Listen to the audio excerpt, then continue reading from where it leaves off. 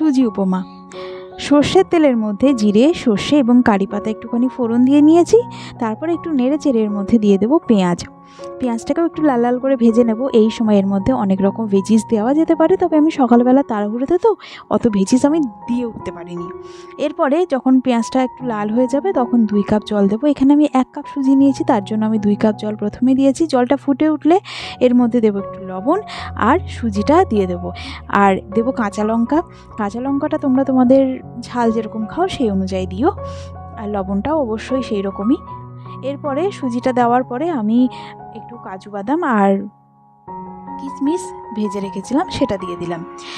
এবার আমার মনে হলো আরেকটু জল লাগতে পারে, তাই জন্য আমি আরও 1 কাপ জল দিয়ে এটাকে ঢেকে রেখে দিলাম।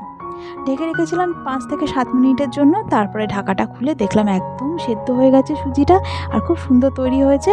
তৈরি আমার সুজির উপমা বাদামের চাটনির সঙ্গে।